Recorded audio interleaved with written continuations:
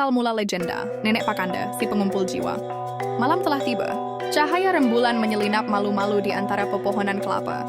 Di desa-desa Sulawesi Selatan, terutama saat senja mulai merayap, sebuah nama seringkali dibisikkan. Nama yang membuat bulu kuduk merinding dan anak-anak buru-buru masuk ke rumah. Nama itu, Nenek Pakanda. Pernahkah kalian mendengar tentangnya? Sosok tua bungkuk dengan kulit keriput dan mata sayu yang penuh misteri. Konon, ia membawa baskom atau karung besar di punggungnya. Bukan untuk mengemis, bukan pula untuk berbelanja.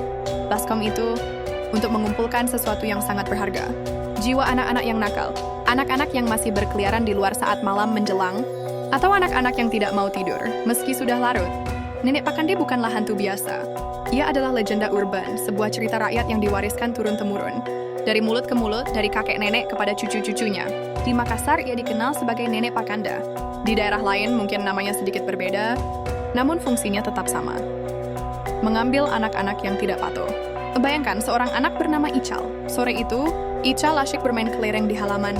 Matahari sudah condong ke barat, azan maghrib sebentar lagi berkumandang.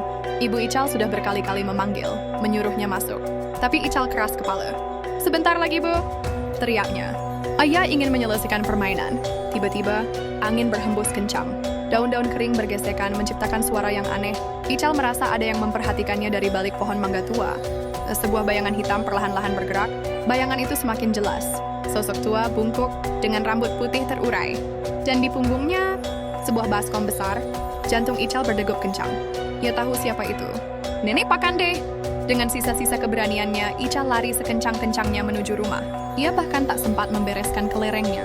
Sejak saat itu, Ical tak pernah lagi bermain di luar saat senja. Ia selalu patuh pada ibunya. Kisah Ical ini mungkin hanya fiktif, tapi cerita-cerita seperti inilah yang membuat Nenek Pakande begitu melegenda. Mitos ini diciptakan bukan tanpa alasan. Di masa lalu, orang tua kesulitan mendisiplinkan anak-anak mereka. Tak ada gawe, tak ada televisi. Anak-anak bebas bermain hingga larut. Bahaya mengintai di mana-mana. Hewan buas, penculik, atau sekadar tersesat di kegelapan. Nenek Pakande hadir sebagai alat, sebuah cara halus namun efektif untuk menanamkan rasa disiplin. Kalau tidak mau tidur, nanti diambil Nenek Pakande. Kalimat sederhana yang ampuh, membuat anak-anak merinding dan segera masuk ke kamar. Ia menjadi simbol dari bahaya yang tidak terlihat namun nyata. Namun benarkah Nenek Pakande hanya sekadar mitos? Hanya cerita pengantar tidur untuk anak-anak nakal? Atau ada sesuatu yang lebih dari sekadar legenda? Apakah ada kebenaran di balik setiap bisikan dan ketakutan yang ia ciptakan? Mari kita bertanya pada diri sendiri. Seberapa banyak dari kita yang tumbuh besar dengan cerita Nenek Pakande? Mungkin ibu atau nenek kita pernah berbisik, "Kalau tidak mau tidur nanti Nenek Pakande datang loh." Dan seketika, mata yang tadinya cerah langsung terpejam rapat. Pengalaman kolektif inilah yang membuat Nenek Pakande begitu kuat dalam ingatan kita. Ada banyak cerita yang beredar. Misalnya kisah tentang Rina. Dulu, Rina kecil sangat suka bermain petak umpet sampai larut malam. Suatu kali ia bersembunyi di balik pohon asam yang rindang. Tiba-tiba ia mendengar suara langkah pelan, disusul suara ngik-ngik seperti gesekan karung. Rina menahan napas. Dari celah dedaunan, ia melihat bayangan hitam lewat, siluet seorang nenek bungkuk dengan baskom besar di punggungnya. Rina langsung menangis ketakutan, dan tak pernah lagi berani bermain di luar setelah maghrib. Atau cerita dari Budi, yang saat kecil sangat suka mencuri buah mangga tetangga. Suatu malam ia memanjat pohon mangga. Dari kejauhan ia melihat sebuah lentera kecil bergerak perlahan mendekat.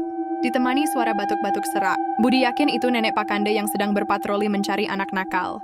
Ia langsung meloncat turun, meninggalkan mangga curiannya, dan lari tunggang langgang. Sejak itu ia tak lagi berani mencuri. Kisah-kisah ini, meski terdengar sederhana, punya dampak besar.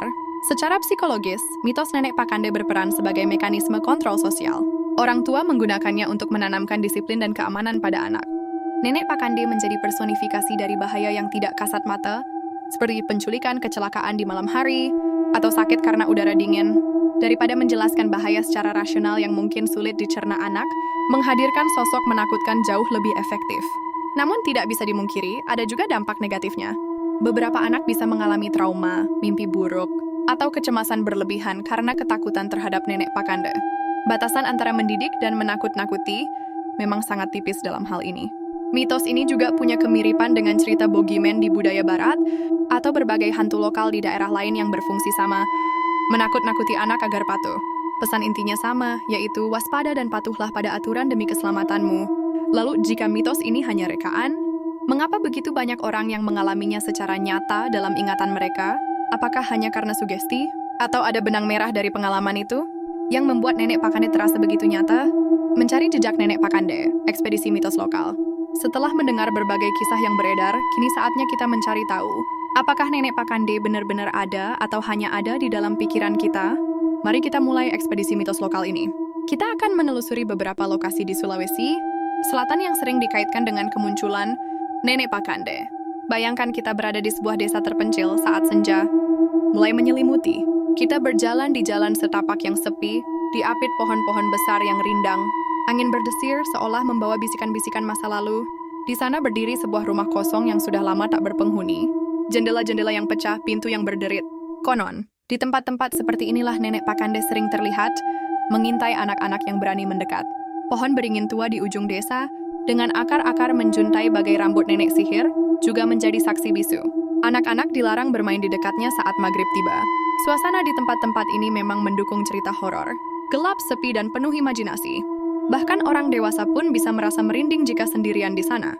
Kita juga perlu mendengar langsung dari mereka yang hidup dan tumbuh bersama mitos ini. Mari kita berbicara dengan para sesepuh adat di desa. Mereka adalah penjaga cerita, pewaris kearifan lokal. Nenek Pakande itu bukan hantu, ujar seorang nenek tua dengan senyum bijak. Itu cara kami dulu mendidik anak-anak, supaya tidak keluyuran malam, supaya cepat tidur. Bahaya di luar itu banyak, nak.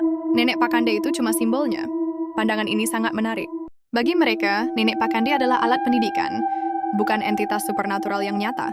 Cerita ini diturunkan dari generasi ke generasi, sebagai bagian dari nilai-nilai yang harus ditanamkan. Kalau anak-anak sekarang mungkin tidak takut lagi, lanjutnya. Tapi dulu ampuh sekali, langsung patuh. Tentu saja dalam pencarian jejak ini, kita juga mencoba mencari bukti konkret. Apakah ada catatan polisi tentang anak hilang yang dikaitkan dengan Nenek Pakande? Atau artikel koran lama yang membahas fenomena ini? Sejauh penelusuran, tidak ada bukti fisik atau catatan resmi yang menguatkan keberadaan Nenek Pakande secara harfiah. Ini semakin memperkuat dugaan bahwa ia adalah konstruksi budaya, sebuah mitos yang diciptakan untuk tujuan tertentu. Saya pribadi saat kecil juga pernah ditakut-takuti Nenek Pakande. Setiap kali ibu menyuruh tidur, dan saya masih ingin bermain, nama itu selalu disebut. Ketakutan itu nyata, bahkan sampai sekarang pun, kadang masih terbayang. Namun seiring waktu dan bertambahnya usia, pandangan saya berubah. Nenek Pakande bukan lagi sosok yang menakutkan, melainkan sebuah pengingat akan kearifan lokal dan cara unik orang tua zaman dulu mendidik anak-anaknya. Setelah menelusuri berbagai jejak, semakin sulit membedakan mana yang nyata dan mana yang sekadar imajinasi. Lalu di mana Nenek Pakande sebenarnya bersembunyi? Jawabannya mungkin tidak ada di rumah kosong atau di bawah pohon tua. Mungkin ia bersembunyi di tempat yang lebih dalam. Di episode selanjutnya, kita akan membahas dampak dan relevansi Nenek Pakande di era modern. Dampak dan relevansi modern. Nenek Pakande, mitos di era digital. Selamat datang kembali dalam misteri Nenek Pakande. Kita sudah menyelami asal-usulnya, mendengar kisah-kisah yang beredar, dan mencoba mencari jejaknya di dunia nyata. Kini pertanyaan yang muncul adalah, bagaimana cerita Nenek Pakande bertahan di tengah gempuran informasi dan teknologi saat ini? Apakah mitos ini masih relevan? Dulu Nenek Pakande adalah cara efektif orang tua untuk menanamkan nilai disiplin dan keamanan. Ia adalah polisi yang tak terlihat, memastikan anak-anak tidak keluyuran malam, cepat tidur, dan patuh. Mitos ini secara tidak langsung mengajarkan anak tentang batasan, bahaya, dan pentingnya mendengarkan nasihat orang tua. Nenek Pakande mengisi kekosongan saat orang tua tidak bisa selalu mengawasi anak-anaknya. Namun zaman telah berubah. Anak-anak masa kini mungkin lebih familiar dengan YouTube, TikTok, atau game online daripada cerita hantu pengantar tidur. Mereka bisa mencari tahu segala sesuatu di internet. Apakah metode mendisiplinkan anak dengan cerita hantu masih relevan di era digital ini? Sebagian berpendapat bahwa metode ini sudah ketinggalan zaman dan bisa menimbulkan ketakutan tidak perlu. Ada banyak alternatif modern yang lebih efektif dan sehat untuk mendisiplinkan anak, seperti memberikan penjelasan logis, menetapkan aturan yang jelas, atau memberikan konsekuensi yang mendidik, pendekatan positif, dan komunikasi terbuka seringkali lebih berhasil daripada ancaman. Tapi jangan salah, meski tidak lagi ditakuti secara harfiah oleh anak-anak modern, Nenek Pakande tidak sepenuhnya menghilang. Ia masih hidup dalam budaya populer. Pernahkah kalian melihat meme Nenek Pakande di media sosial? Atau video-video pendek yang mengadaptasi kisahnya dengan sentuhan komedi atau horor?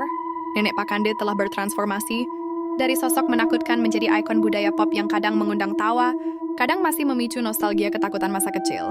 Ini menunjukkan bahwa mitos memiliki daya tahan luar biasa. Versions for adaptation. Nenek Pakande kini bisa menjadi bagian dari konten horor di YouTube, cerita seram di Wattpad, atau bahkan karakter dalam game lokal. Ia tetap relevan, bukan lagi sebagai alat penakut anak, melainkan sebagai simbol kearifan lokal yang terus diceritakan, ulang dalam berbagai format. Pertanyaan etika muncul, apakah orang tua masih perlu menceritakan Nenek Pakande kepada anak-anak mereka? Pro-nya, ini bisa menjadi cara untuk menjaga warisan budaya dan memperkenalkan anak pada cerita rakyat. Kontranya, bisa jadi menimbulkan kecemasan atau trauma yang tidak perlu. Kuncinya mungkin ada pada cara penyampaian. Jika diceritakan sebagai bagian dari sejarah dan budaya, bukan sebagai ancaman, mungkin Nenek Pakande bisa tetap menjadi bagian dari masa kecil anak-anak. Meskipun teknologi semakin maju, Nenek Pakande tetap hidup dalam ingatan kolektif. Apa yang membuat mitos ini begitu kuat dan tak lekang oleh waktu? Menjelaskan misteri, Nenek Pakande bukan sekadar hantu. Kini saatnya kita merangkum dan mencari makna sebenarnya di balik sosok legendaris ini. Dari sudut pandang psikologi, Nenek Pakande adalah metafora. Ia mewakili ketakutan universal anak-anak terhadap bahaya yang tidak diketahui dan kekuatan orang dewasa. Ia membantu anak memahami batasan dan konsekuensi. Secara sosiologis, Nenek Pakande berfungsi sebagai alat kontrol sosial yang efektif. Mitos ini membantu menjaga ketertiban masyarakat kecil, memastikan anak-anak aman di rumah saat malam. Ini adalah cerminan dari kekhawatiran kolektif orang tua di masa lalu. Nenek Pakande juga bukan sekadar hantu pengumpul jiwa. Ia adalah simbol bahaya di luar rumah, entah itu tersesat di kegelapan, bertemu orang jahat, atau bahkan hanya sakit karena udara dingin malam. Ia juga simbol pentingnya kepatuhan dan mendengarkan nasihat orang tua demi keselamatan diri sendiri. Pesan moral utamanya sederhana, tetaplah aman di rumah, patuhilah orang tuamu, dan tidurlah tepat waktu. Mitos ini mengingatkan kita bahwa cerita rakyat adalah cerminan dari kehidupan masyarakat. Mereka mengandung kearifan lokal, norma sosial, dan cara pandang terhadap dunia. Nenek Pakande, dengan segala ketakutan yang disematkan padanya, sejatinya adalah sebuah warisan budaya yang kaya makna.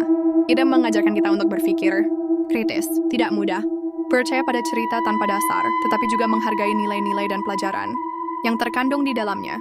Di era yang serba cepat ini, mungkin kita tidak lagi menggunakan Nenek Pakande untuk menakut-nakuti anak. Namun kisah ini tetap penting untuk diceritakan. Bukan sebagai ancaman, melainkan sebagai bagian dari sejarah dan identitas budaya kita.